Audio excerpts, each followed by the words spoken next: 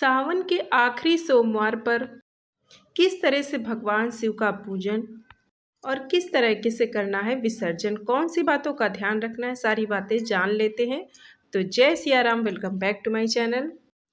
सबसे अच्छा होता है कि आप अपने घर पर पूजन करें, वहाँ आप बिल्कुल बहुत ही श्रद्धा भाव और शांति के साथ पूजन कर सकते हैं, क्योंकि मंदिरों में त्यौहार के समय बहुत ही ज़्यादा भीड़ रहती कि वहाँ पर आप पूरी तरीके से अच्छे से पूजन नहीं कर पाते हैं। और कई बार लोग किसी कारण से मंदिर जा भी नहीं पाते, तो आप घर पर भगवान भोलेनाथ के शिवलिंग की पूजा, पार्थिव शिवलिंग की पूजा किस तरीके से करें, वही आज आप इस वीडियो में देख सकते हो। विसर्जन कैसे करना है और किन बातों का ध्यान रखना है। तो पार्थिव शिवलिंग की पूजा आप दो प्रकार से कर सकते हैं। एक तो पूरी मिट्टी से बनाकर आप किसी बर्तन में स्थापित करें, या फिर उसी गमले में ही आप शिवलिंग बना लें। तो जब आप किसी बर्तन में अलग से बना के रखते हैं, वहाँ पर आपको जलाधार बना लेनी। लेकिन अगर आप गमले में बनाते हैं तो आप तुलसी जी के गमले को छोड़कर किसी भी गमले में आप बना सकते हैं। तो उस गमले में इस तरीके से, जैसे आपने देखा, वहाँ पर खाली लिंग की आपको आकृति बना लेनी है। उसके बाद यहाँ पर आपको पूजा अपनी स्टार्ट करनी है। तो सबसे पहले आप गंगा जल छिड़क कर वहाँ पर लिंग की आकृति बना लीजिए। उसके बाद गंगा जल से स्नान कराइए। फिर आप दूध, दही, घी, शहद इत्यादि पंचामृत से आप भगवान भोलेनाथ का अभिषेक करें। उनको वस्त्र समर्पित करें, कलावा और जनेऊ। उसके बाद फूल, बेलपत्र, अक्षत, मूंग की दाल, काले तिल, यानी जो भी आपके पास जितनी भी पूजा सामग्री है, वो सारी पूजा सामग्री आप उन पर समर्पित करें। भगवान भोलेनाथ ऐसे हैं कि जो कि बहुत ही सरल हैं, जिनकी पूजा बहुत ही आसान होती है। आप उन्हें एक लोटा जल से भी बहुत ही आसानी से प्रसन्न कर सकते हैं। तो बाकी जो कुछ भी आपके पास में है वो सब आप उन्हें समर्पित कर दीजिए और भोग लगा दीजिए। आप धूप जला दीजिए, दीपक लगा दीजिए। घर पर पूजा करने का एक सबसे बड़ा यही एक फ़ायदा होता है कि आप बहुत ही पूरी श्रद्धा के साथ, पूरी शांति के साथ, मन लगाकर, पूरी एक विधि के साथ आप बढ़िया से पूजा कर सकते हैं। बाद में आप मंदिर चले जाइए, वहाँ भी जो आपकी पूजा अर्चना करनी है वो आप कर सकते हैं।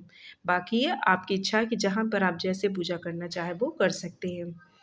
यहाँ पर देखिए, मेरे पास जो कुछ भी था, बेलपत्र, सफ़ेद फूल, मदार, जितना भी चीज़ें थी वो मैंने यहाँ पर सभी अर्पित कर दीजिए। जो भी आपके पास भोग है, बिना किसी संकोच के आप हमेशा पूजा करें कि आपके पास क्या सामग्री है, क्या नहीं। जो कुछ आपके पास उपलब्ध है वही आपको श्रद्धा भाव से भगवान को समर्पित कीजिए, भगवान उसे ज़रूर स्वीकार करते हैं। अंत में आप पूरी विधि विधान से पूजा करने के बाद दीपक लगाकर आप भगवान भोलेनाथ की आरती कर लीजिए।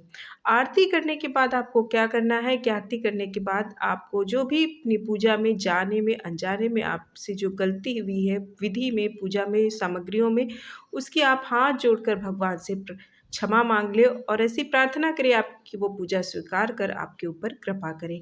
इस तरीके से आपको अपनी पूजा पूरी कर लेनी है और पूजा करने के बाद आप अपने कामों को कर लीजिए। लेकिन जब आप देखेंगे आपका दिया, यानी जो आपने दीपक जलाया और धूप जलाया, वो सब ठंडा हो जाए, उसके बाद आपको वहाँ पर विसर्जन करना है। तो विसर्जन करने के लिए यहाँ पर देखिए, दीपक जो हमारा ठंडा हो गया, धूप वगैरह जल गया, तो आप उसको उठा के एक साइड में कर दीजिए। जो भी आपने सामग्री चढ़ाई है वो भी, यानी जैसे कि बेलपत्र, फूल वगैरह, वो भी साइड में हटा लीजिए। भोग जो हटा लीजिए और एक लोटा जल लेकर ओम नमः शिवाय का जाप करते हुए आप जल डालते जाइए। और यहाँ पर देखिए, जो भी आपने लिंग बनाया था वो उसी मिट्टी में पूरा मिल जाती है। तो इस तरीके से आपको विसर्जन कर लेना। बाकी चीज़ें आप जहाँ पर आप पूजा के वगैरह प्रवाहित करते हैं वहाँ पर डाल दीजिए। और आपने जिस बर्तन में बनाया तो एक बड़े बर्तन में जल भरकर उसमें आप उसका विसर्जन कर दीजिए। और जो भी पानी बच जाएगा, मिट्टियाँ निकल जाएगी, तो आप इसे गमले में, मिट्टी में डाल दीजिए शुद्ध साफ जगह पर। इस तरीके से आप बहुत ही सरल विधि से सोमवार के दिन या फिर पूरे सावन में किसी दिन या जब भी आप भोलेनाथ की पूजा करें, तो आप अपने घर पर इस तरीके से पूजा और विसर्जन दोनों कर सकते हैं।